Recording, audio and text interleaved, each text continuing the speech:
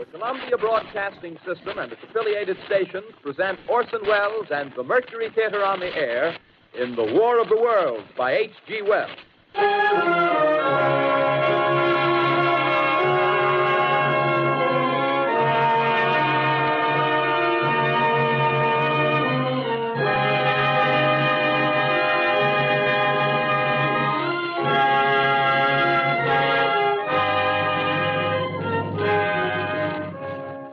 Ladies and gentlemen, the director of the Mercury Theater and star of these broadcasts, Orson Welles.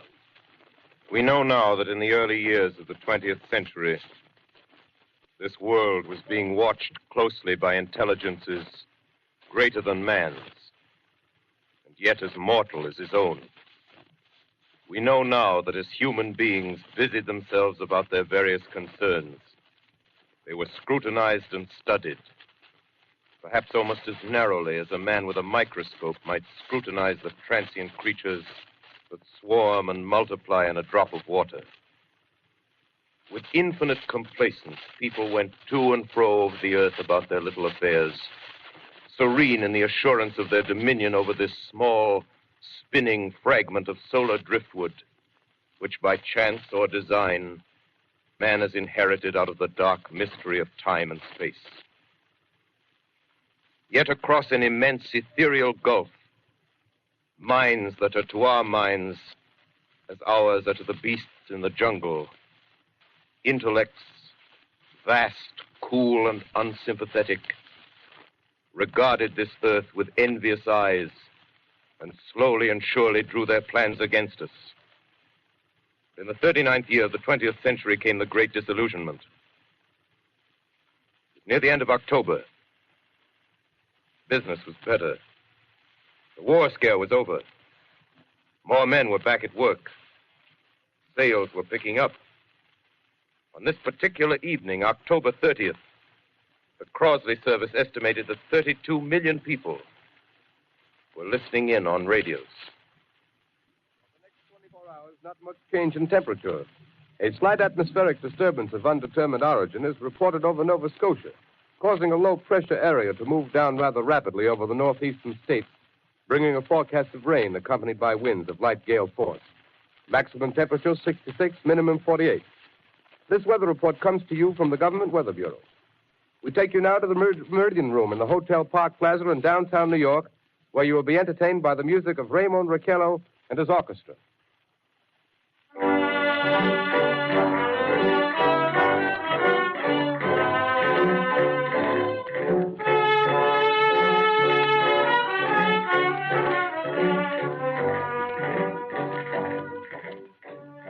Good evening, ladies and gentlemen. From the Meridian Room in the Park Plaza Hotel in New York City, we bring you the music of Raymond Raquello and his orchestra. With a touch of the Spanish, Raymond Raquello leads off with La Campesita.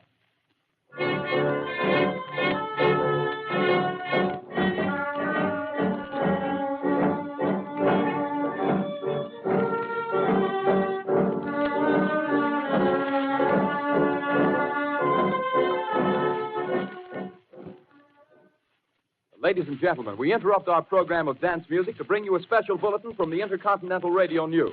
At 20 minutes before 8 Central Time, Professor Farrell of the Mount Jennings Observatory, Chicago, Illinois, reports observing several explosions of incandescent gas occurring at regular intervals on the planet Mars.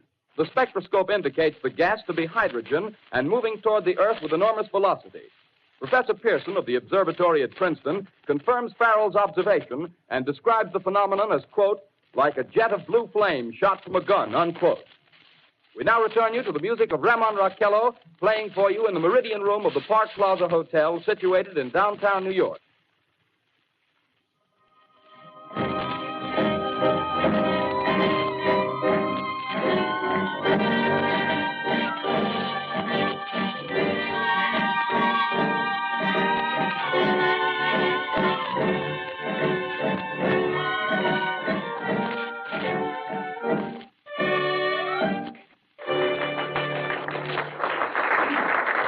And now a tune that never loses favor, the ever-popular Stardust, Raymond Raquello and his orchestra.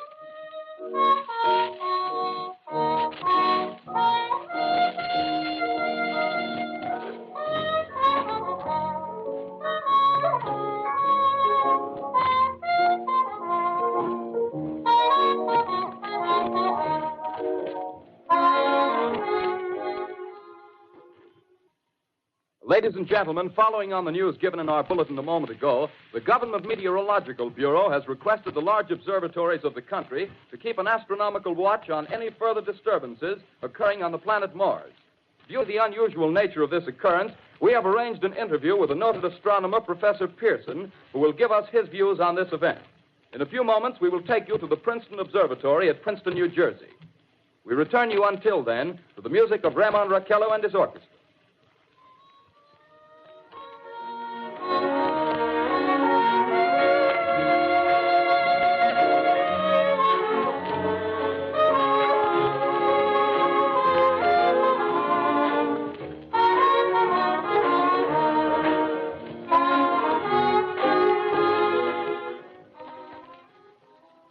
We are ready now to take you to the Princeton Observatory at Princeton, where Carl Phillips, our commentator, will interview Professor Richard Pearson, famous astronomer.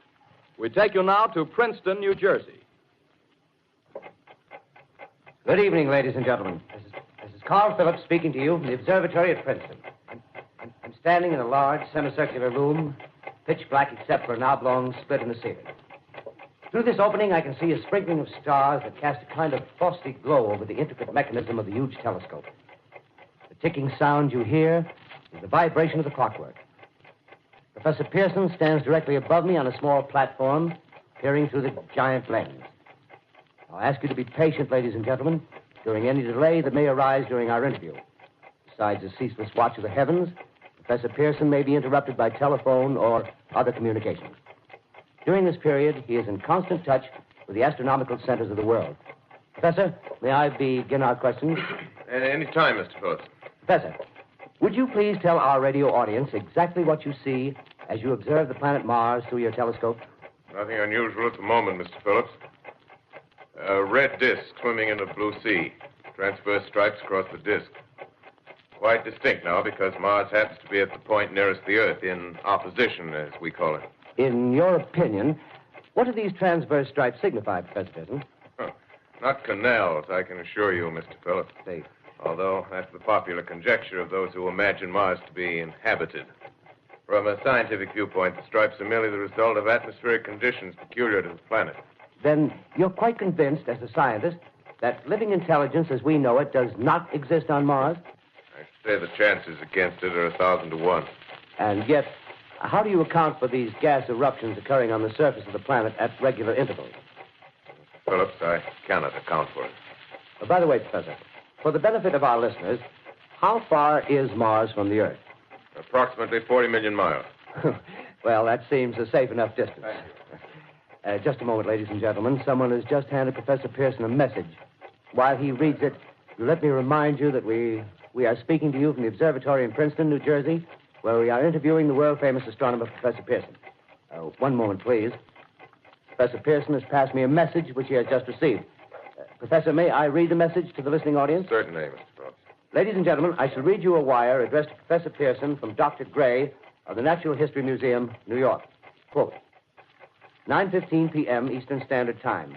Seismograph registered shock of almost earthquake intensity occurring within a radius of 20 miles of Princeton. Please investigate.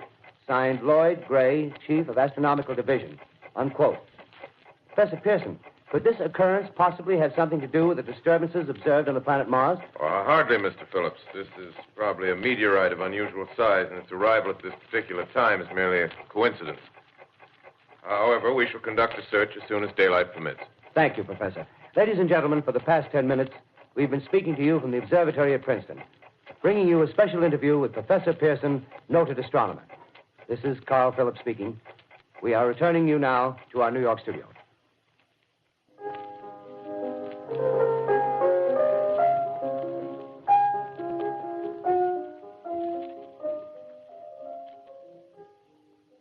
Ladies and gentlemen, here is the latest bulletin from the Intercontinental Radio News. Toronto, Canada. Professor Morse of Macmillan University reports observing a total of 3 explosions on the planet Mars between the hours of 7:45 p.m. and 9:20 p.m. Eastern Standard Time. This confirms earlier reports received from American observatories. Now, nearer home, comes a special bulletin from Trenton, New Jersey. It is reported that at 8:50 p.m., a huge flaming object, believed to be a meteorite, fell on a farm in the neighborhood of Grover's Mill, New Jersey, 22 miles from Trenton. The flash in the sky was visible within a radius of several hundred miles, and the noise of the impact was heard as far north as Elizabeth. We have dispatched a special mobile unit to the scene, and we'll have our commentator, Carl Phillips, give you a word picture of the scene as soon as he can reach there from Princeton. In the meantime, we take you to the Hotel Martinet in Brooklyn, where Bobby Millett and his orchestra are offering a program of dance music.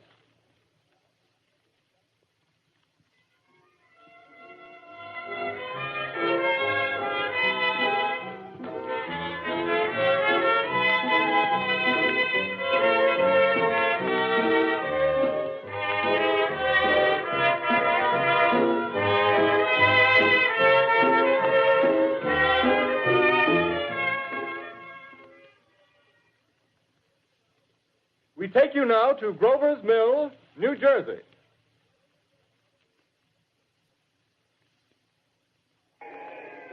Ladies and gentlemen, this is Carl Phillips again, out at the Wilmot Farm, Grover's Mill, New Jersey. Professor Pearson and myself made the 11 miles from Princeton in 10 minutes. Well, I hardly know where to begin. To paint for you a word picture of the strange scene before my eyes, like something out of a modern Arabian Nights. Well, I just got here. I haven't had a chance to look around yet. I guess that's it. Yes, I guess that's the thing directly in front of me, half buried in a vast pit. Must have struck with terrific force. The ground is covered with splinters of a tree. It must have struck on its way down. But I can see of the object itself doesn't look very much like a meteor. At least not the meteors I've seen. It looks more like a huge cylinder. Has a diameter of, what would you say, Professor Pearson? What's that? What would you say, what's the diameter of this? About 30 yards. About 30 yards. The metal on the sheath is, well, I've never seen anything like it. The color is sort of yellowish white. Its curious spectators now are pressing close to the object in spite of the efforts of the police to keep them back. Getting in front of my line of vision. Would you mind standing one side, please? While the police are pushing the crowd back. Here's Mr. Wilmot, owner of the farm here. He may have some interesting facts to add. Mr. Wilmot, would you please tell the radio audience as much as you remember of this rather unusual visitor that dropped in your backyard? Step closer, please. Ladies and gentlemen, this is Mr. Wilmot. Well, I was listening to the radio. Closer and louder, please. Pardon me? Louder, please, closer. Yes. I was listening to the radio and kind of drowsing. That professor fellow was talking about Mars, so I was half dozing and half... Yes, Mr. Wilmot, and then what happened? Well, as I was saying, I was listening to the radio, kind of halfway. Yes, Mr. Wilmot, and then you saw something. Well, not first off. I heard something. And what did you hear? A hissing sound like this. Kind of like a 4th of July rocket. Yes, then what? I turned my head out the window and would have sworn I was to sleep and dreaming. Yes? I seen a kind of greenish streak and then zingo. Something smacked the ground, knocked me clear out of my chair. Well, were you frightened, Mr. Wilmot? Well, I ain't quite sure. I reckon I was kind of riled. Well, thank you, Mr. Wilmot. Thank you very much. Yeah, you want me to tell No, that's quite all right. That's plenty. Ladies and gentlemen, you've just heard Mr. Wilmot, owner of the farm where this thing has fallen. I wish I could convey the atmosphere, the background of this fantastic scene. Hundreds of cars are parked in a field in back of us, and the police are trying to rope off the roadway leading into the farm, but it's no use. They're breaking right through. The car's headlights throw an enormous spotlight on the pit where the object's half buried. Now, some of the more daring souls now are venturing near the edge. The silhouettes stand out against the metal sheen. One man wants to touch the thing. He's having an argument with the policeman. Now, the policeman wins. Now, ladies and gentlemen, there's something I haven't mentioned in all this excitement, but it's becoming more distinct. Perhaps you've caught it already on your radio. Listen, please. Do you hear it? It's a curious humming sound that seems to come from inside the object. I'll move the microphone nearer. Here. Now, we're not more than 25 feet away. Can you hear it now? Professor Pearson. Yes, Mr. Can you tell us the meaning of that scraping noise inside the thing? Possibly the unequal cooling of its surface. I say, do you still think it's a meteor, Professor? I don't know what to think. The metal casing is definitely extraterrestrial. Not found on this Earth. Friction with the Earth's atmosphere usually tears holes in a meteorite. This thing is smooth, and you can see its cylindrical Just a minute. shape. Something's happening. Ladies and gentlemen, this is terrific. This end of the thing is beginning to flake off. The top is beginning to rotate like a screw, and the thing must be hollow. He's moving. Keep back there. Keep back there. Keep back there. Keep those men back. Keep back there. Keep those idiots back. Take off. The top's loose. Look out there. Stand back. Ladies and gentlemen, this is the most terrifying thing I've ever witnessed. Wait a minute. Someone's calling someone or something. I can see turning out of that black hole two luminous discs. The eyes, it might be a face, might be almost Good heavens, something wriggling out of the shadow like a gray snake. Now it's another one and another one and another one. They look like tentacles to me. Oh, yeah, I can see the thing's body. Now it's large as a bear. It glistens like wet leather, but that face, ladies and gentlemen, it's indescribable. I can hardly force myself to keep looking at it. It's so awful. The eyes are black and they gleam like a serpent. The mouth is kind of V-shaped with saliva dripping from its rimless lips that seem to quiver and pulsate. And the monster, or whatever it is, can hardly move. It seems weighed down by possibly gravity or something. The thing's rising up now, and the crowd falls back. They've seen plenty. The most extraordinary experience, ladies and gentlemen. I can't find words.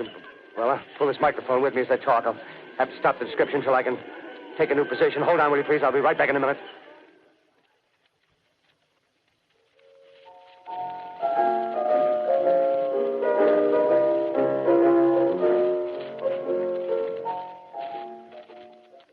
We are bringing you an eyewitness account of what's happening on the Wilmuth Farm, Grover's Mill, New Jersey.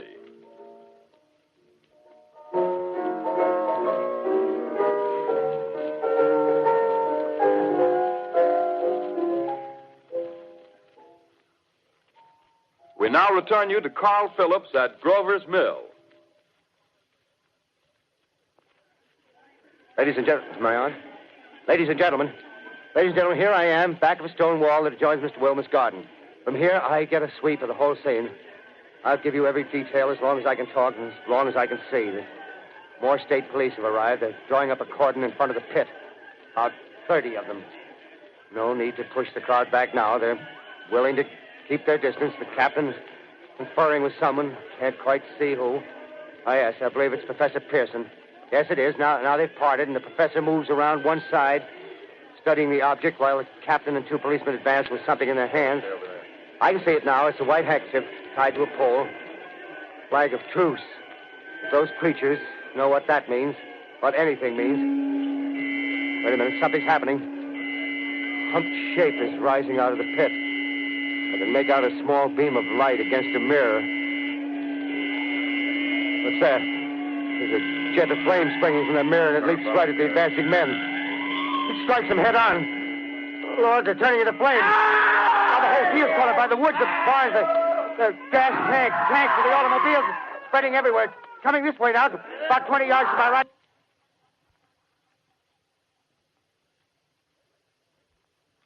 Ladies and gentlemen, due to circumstances beyond our control, we are unable to continue the broadcast from Grover's Mill.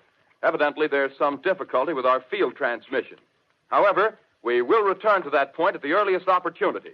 In the meantime, we have a late bulletin from San Diego, California. Professor Indelkoffer, speaking at a dinner of the California Astronomical Society, expressed the opinion that the explosions on Mars are undoubtedly nothing more than severe volcanic disturbances on the surface of the planet. We continue now with our piano interlude.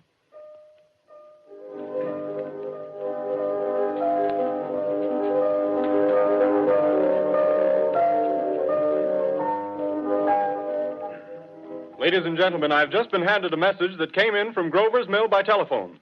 Just one moment, please. At least 40 people, including 6 state troopers, lie dead in a field east of the village of Grover's Mill. Their bodies burned and distorted beyond all possible recognition. The next voice you hear will be that of Brigadier General Montgomery Smith, commander of the state militia at Trenton, New Jersey.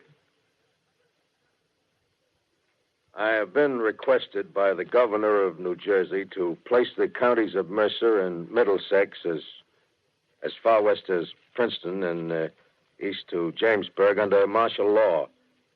No one will be permitted to enter this area except by special pass issued by state or military authorities.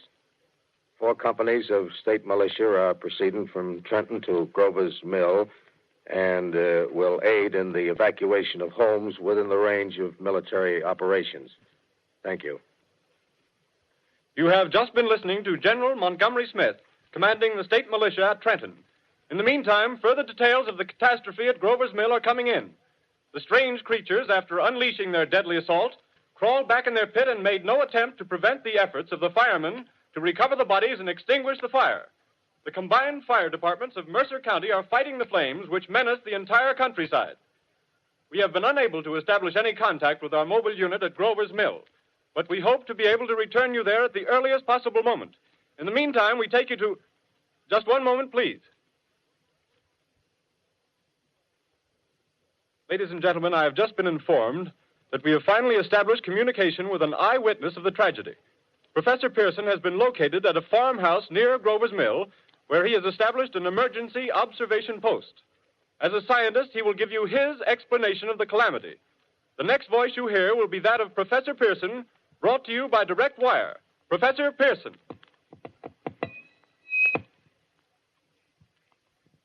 Of the creatures in the rocket cylinder at Grover's Mill, I can give you no authoritative information, either as to their nature, their origin, or their purposes here on Earth. Of their destructive instrument, I might venture some conjectural explanation. For want of a better term, I shall refer to the mysterious weapon as a heat ray. It's all too evident that these creatures have scientific knowledge far in advance of our own. It's my guess that in some way they are able to generate an intense heat in a chamber of practically absolute non-conductivity. This intense heat they project in a parallel beam against any object they choose by means of a polished parabolic mirror of unknown composition, much as the mirror of a lighthouse projects a beam of light. That is my conjecture of the origin of the heat ray. Thank you, Professor Pearson. Ladies and gentlemen, here is a bulletin from Trenton.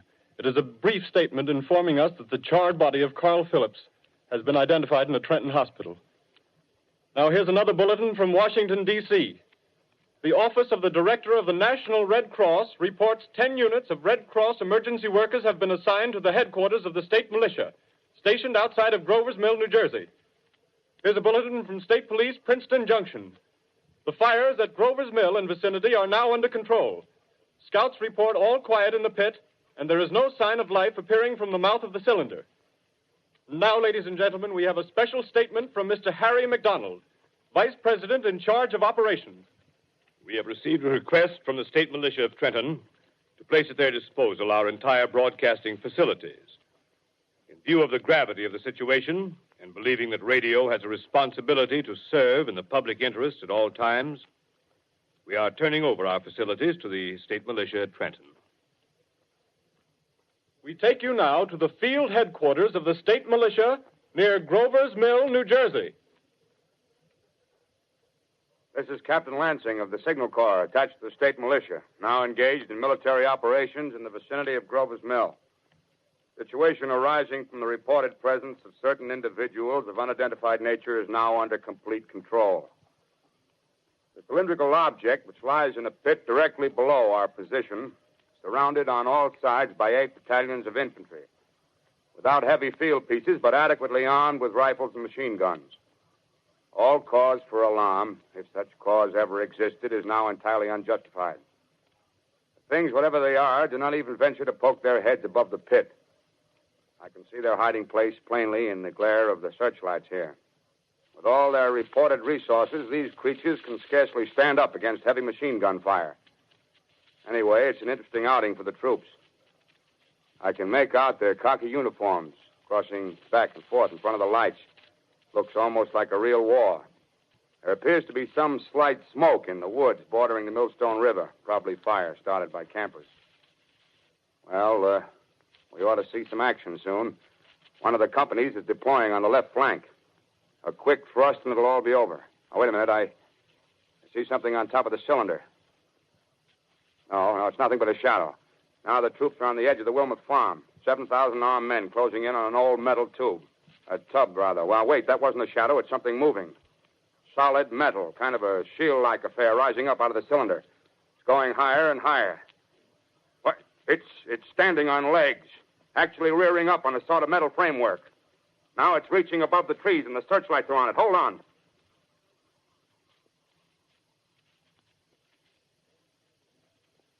Ladies and gentlemen, I have a grave announcement to make. Incredible as it may seem, both the observations of science and the evidence of our eyes lead to the inescapable assumption that those strange beings who landed in the Jersey farmlands tonight are the vanguard of an invading army from the planet Mars.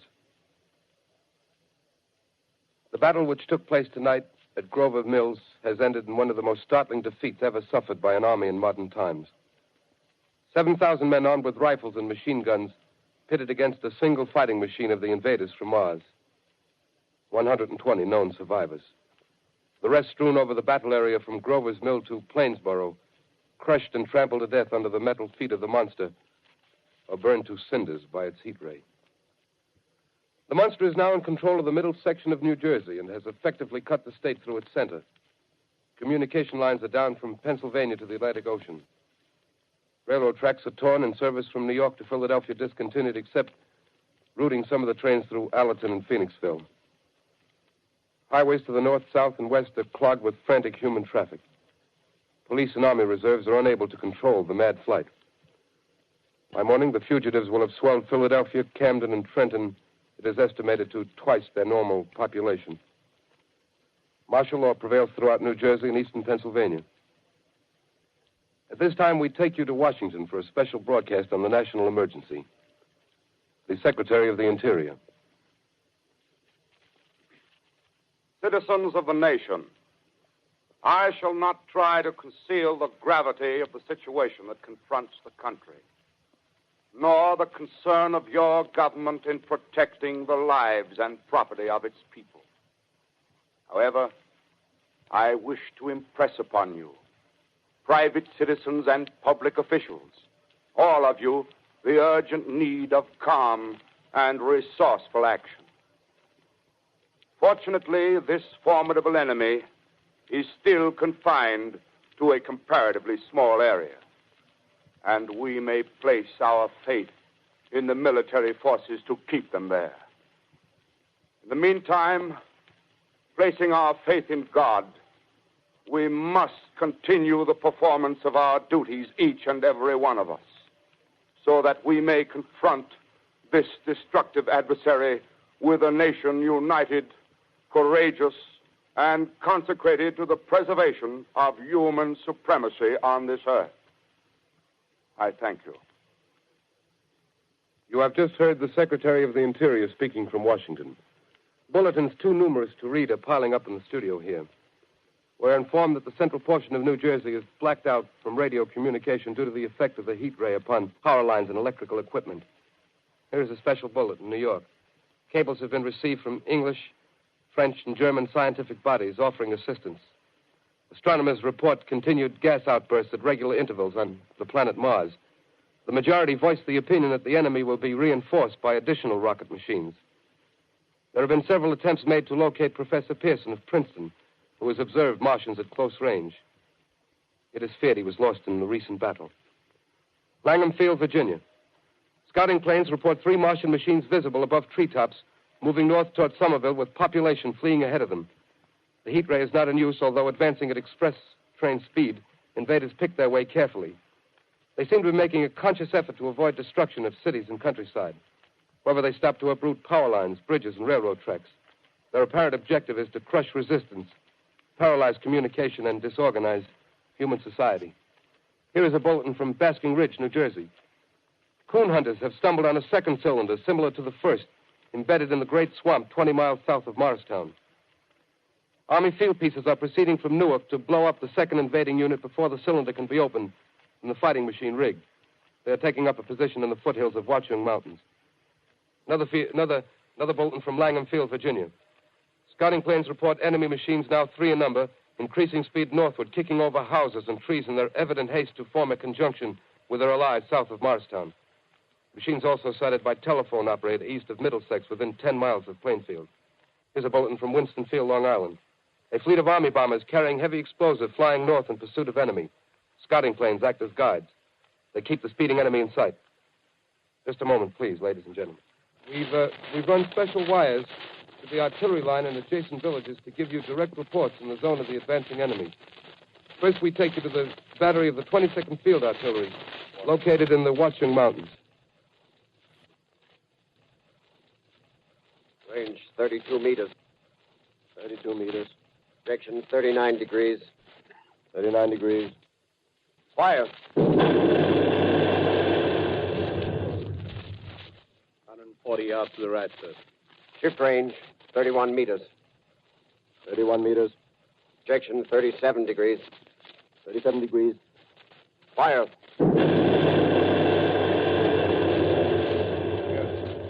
Hit, sir. Got the tripod of one of them. That's stopped. The others are trying to repair it. Quick, get the range.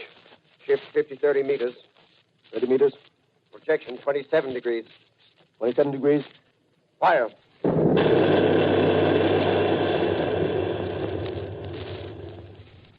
Can't see the shell land, sir. Letting off a smoke. What is it? Black smoke, sir. Moving this way. Lying close to the ground. Moving fast. Put on gas masks. Get ready to fire. Shift to 24 meters. 24 meters. Projection 24 degrees. 24 degrees. Fire.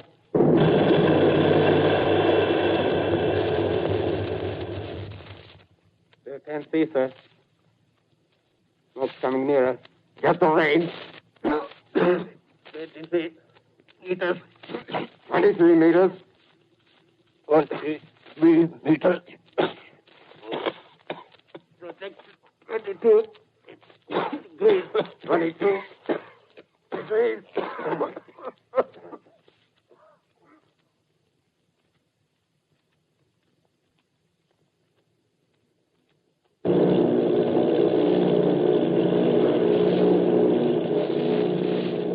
Army bombing plane V-843 off Bayonne, New Jersey. Lieutenant Bolt, commanding 8 bombers, reporting to Commander Fairfax, Langham Field. This is Bolt reporting to Commander Fairfax, Langham Field. Enemy tripod machines now in sight. Reinforced by 3 machines from the Morristown cylinder. 6 altogether. 1 machine partially crippled. Believed hit by shell from Army gun in Watchung Mountains. Guns now appear silent. A heavy black fog hanging close to the earth of extreme density, nature unknown. No sign of heat ray. Enemy now turns east, crossing Passaic River into the Jersey marshes. Another straddles the Pulaski Skyway. Evident objective is New York City. They're pushing down a high-tension power station. Machines are close together now, and we're ready to attack. Planes circling, ready to strike.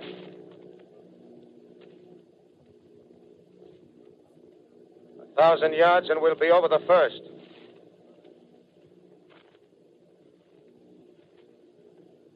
$800 yards.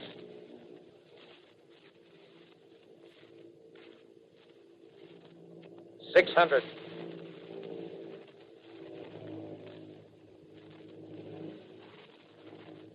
$400. $200. There they go. The giant arm raised.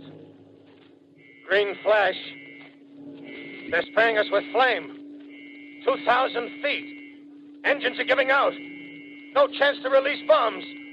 Only one thing left. Drop on them, plane and all.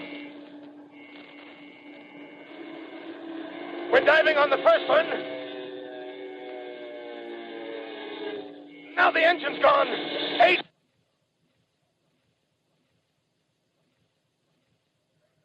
This is Bayonne, New Jersey, calling Langham Field.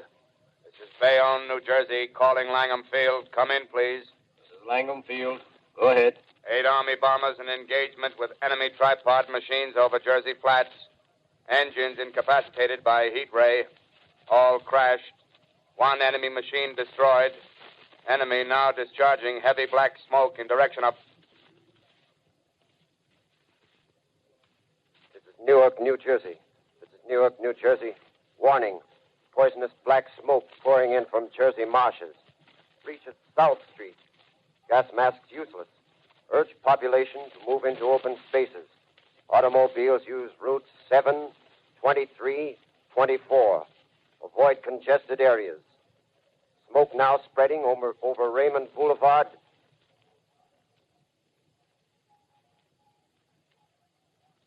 X2L calling CQ, 2X2L calling CQ, 2X2L calling 8X3R. Come in, please. This is 8X3R coming back at 2X2L. How's reception? How's reception? K, please. Where are you, 8X3R? What's the matter? Where are you?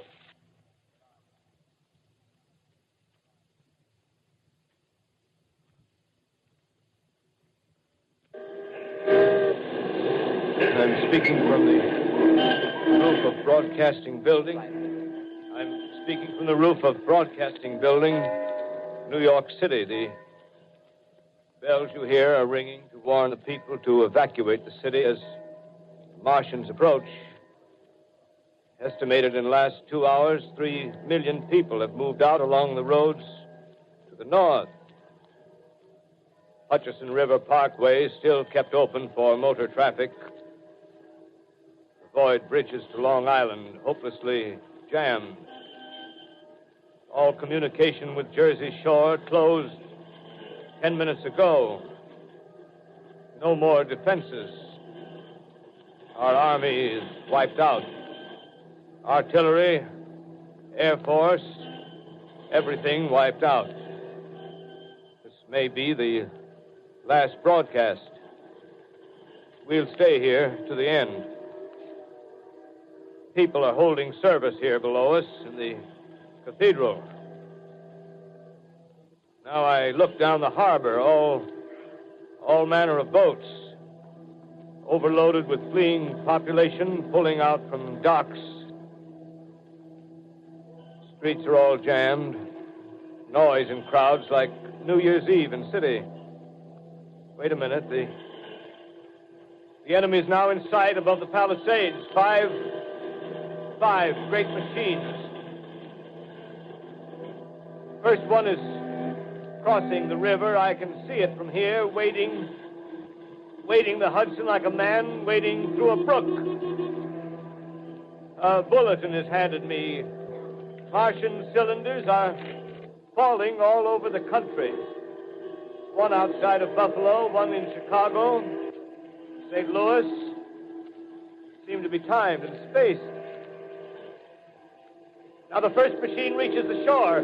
He stands watching, looking over the city. The steel cowlish head is even with the skyscrapers. He waits for the others. They rise like a line of new towers on the city's west side. Now they're lifting their metal hands. This is the end now. Smoke comes out, black smoke drifting over the city. People in the streets see it now. They're running toward the East River, thousands of them, dropping in like rats. Now the smoke's spreading faster. It's reached Times Square. People are trying to run away from it, but it's no use. They're falling like flies. Now the smoke's crossing 6th Avenue. 5th Avenue. 100 yards away. It's 50 feet.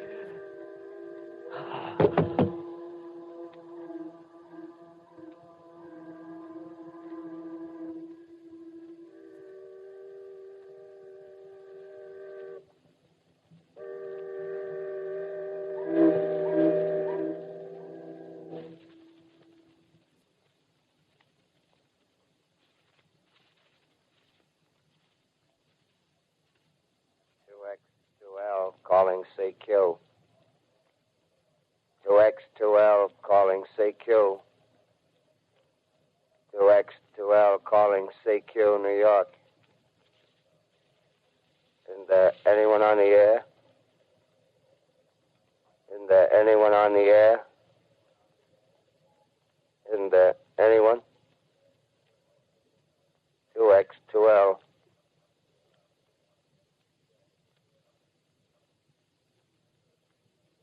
You are listening to a CBS presentation of Orson Welles and the Mercury Theater on the Air in an original dramatization of The War of the Worlds by H.G. Wells. The performance will continue after a brief intermission. This is the Columbia Broadcasting System. The War of the Worlds by H.G. Wells, starring Orson Welles and the Mercury Theater on the Air.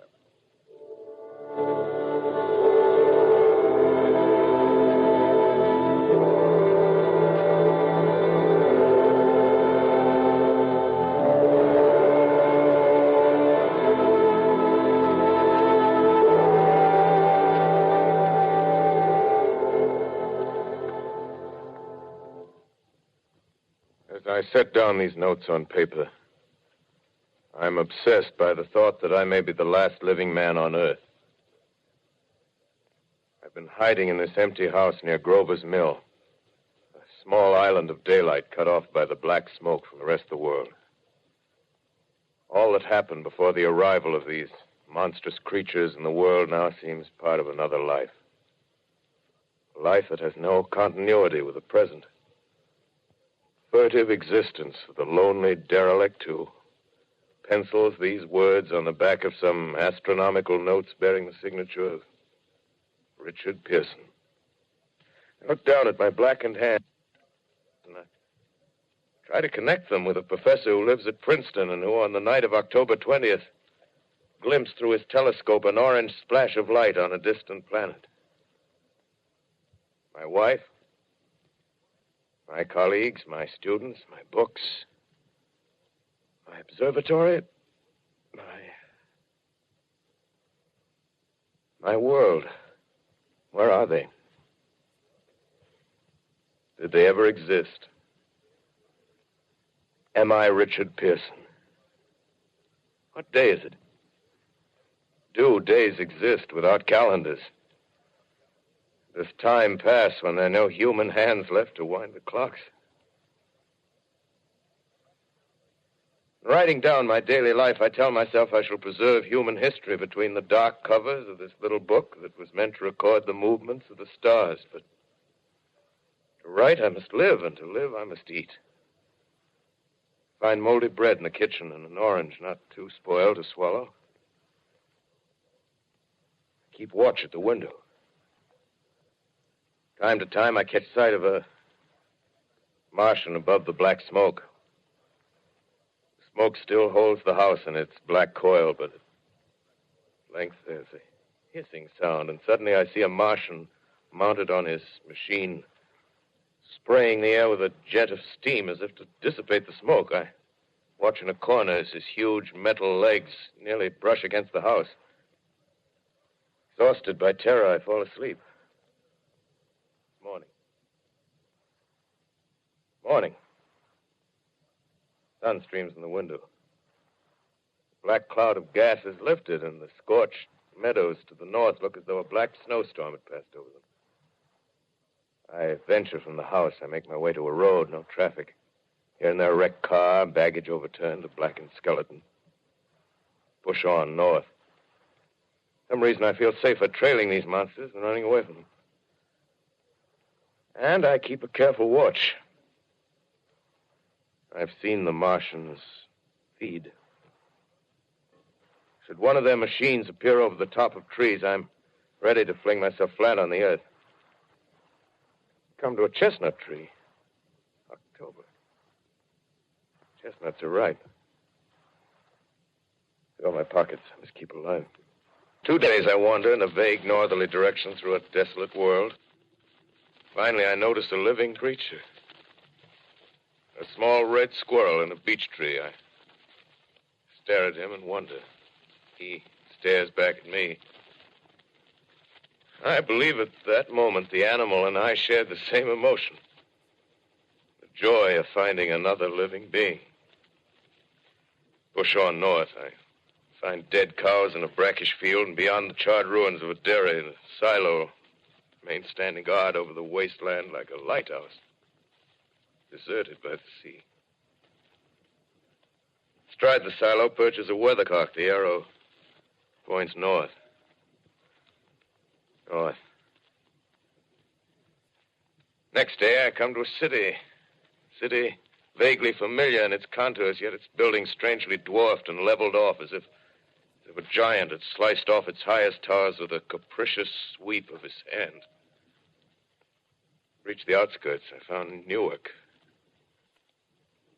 Newark, undemolished but humbled by some whim of the advancing Martians.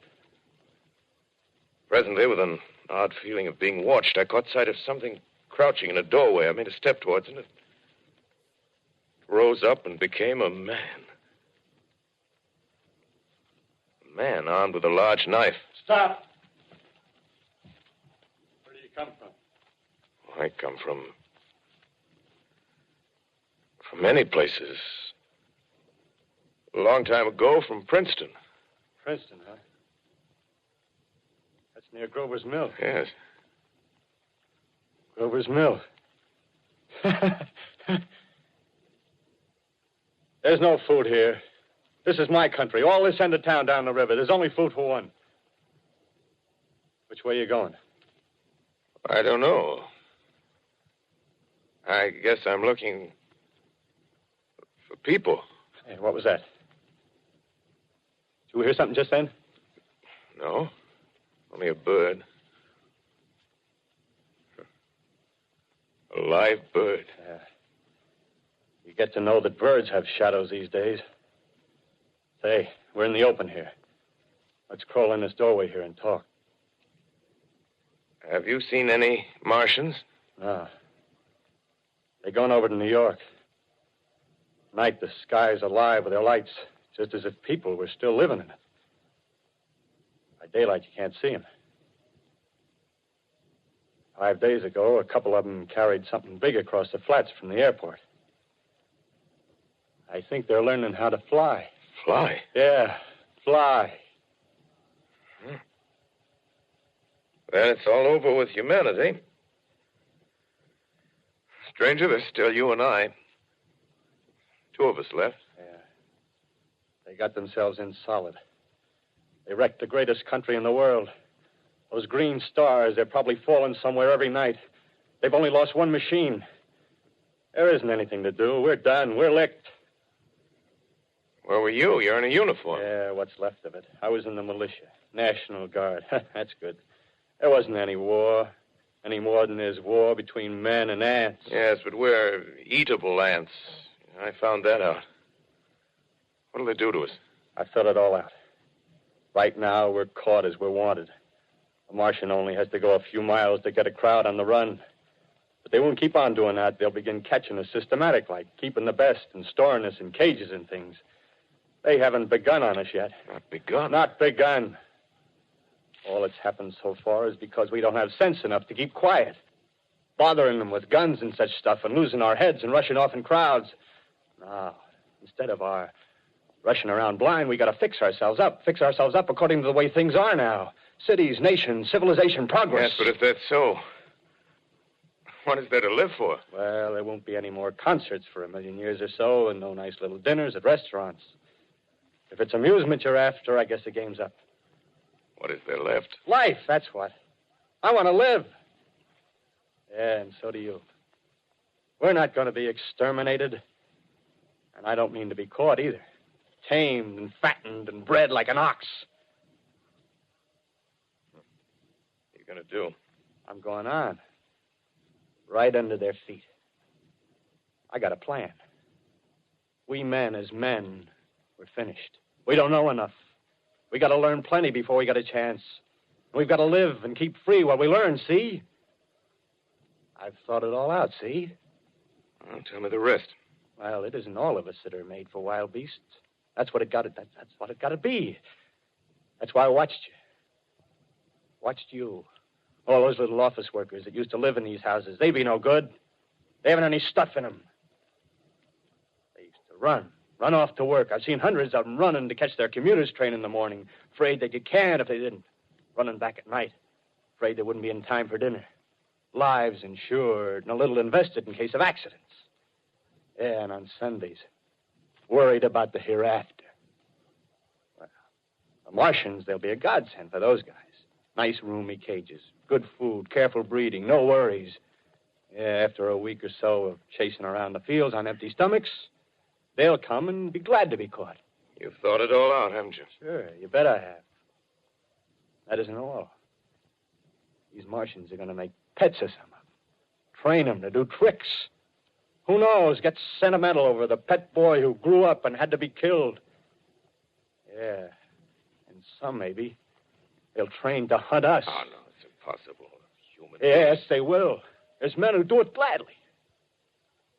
If one of them ever comes after me, by... In the meantime, you and I and others like us, where are we to live when the Martians own the Earth? I got it all figured out. We'll live underground. I've been thinking about the sewers.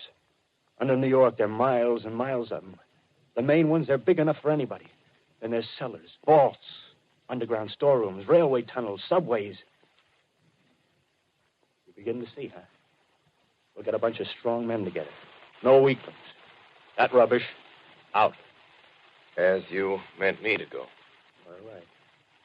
Give you a chance, didn't I? Won't quarrel about that. Go on. Well, we got to make safe places for us to stay in, see? Get all the books we can. Science books. That's where men like you come in, see? We raid the museums. We'll even spy on the Martians. May not be so much we have to learn before... Listen. Just imagine this. 4 or 5 of their own fighting machines suddenly start off. Heat rays right and left. Not a Martian in them.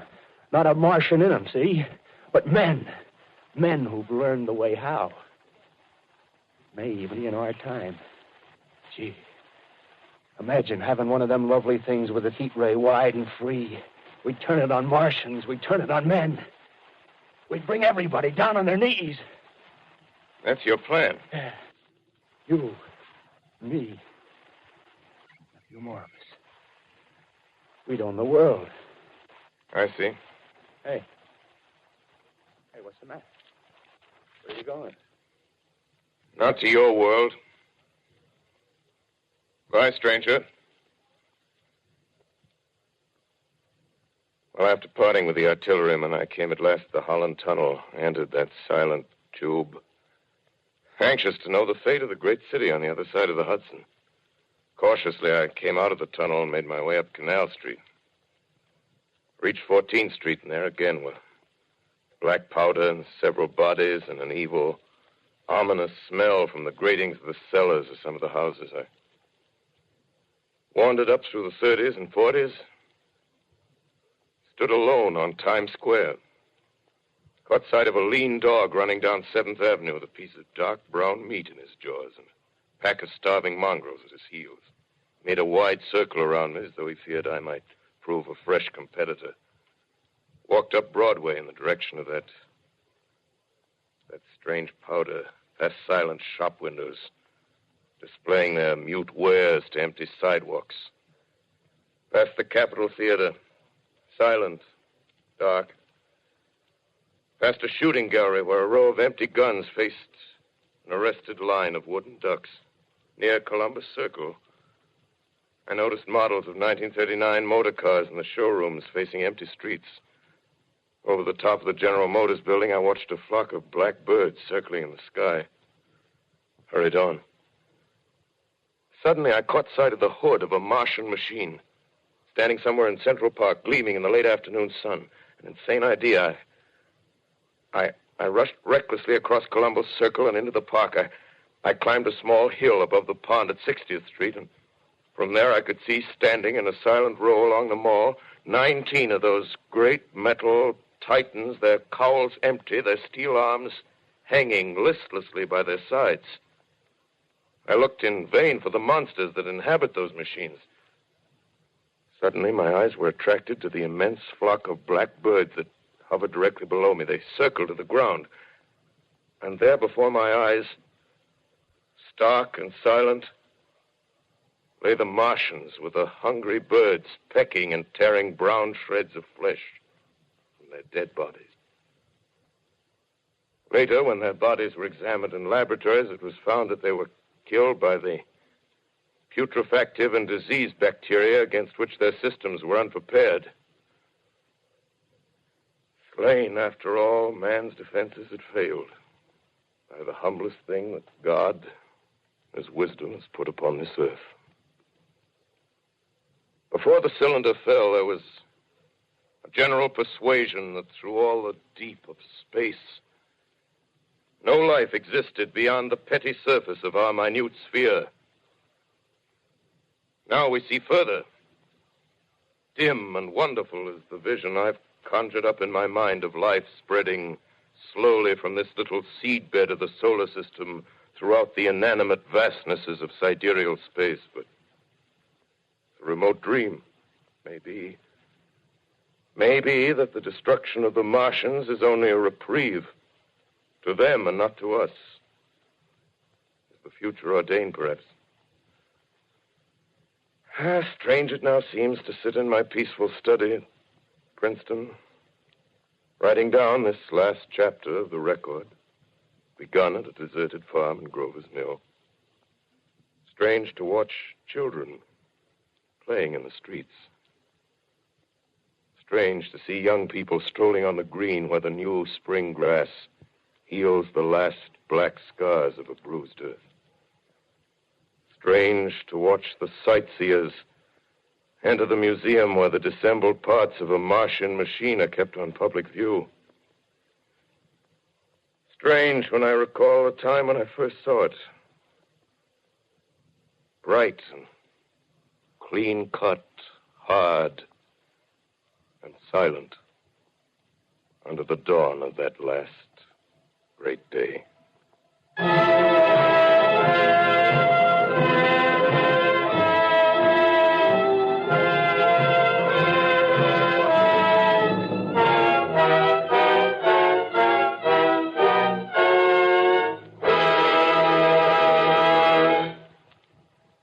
This is Orson Welles, ladies and gentlemen.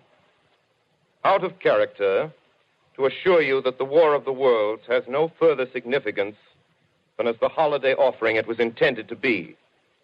The Mercury Theater's own radio version of dressing up in a sheet and jumping out of a bush and saying boo. Starting now, we couldn't soap all your windows and steal all your garden gates. By tomorrow night, so we did the best next thing. We annihilated the world before your very ears and utterly destroyed the CBS. You will be relieved, I hope, to learn that we didn't mean it and that both institutions are still open for business. So goodbye, everybody, and remember, please, for the next day or so, the terrible lesson you learned tonight. That grinning, glowing, globular invader of your living room is an inhabitant of the pumpkin patch, and if your doorbell rings and nobody's there, that was no Martian. It's Halloween.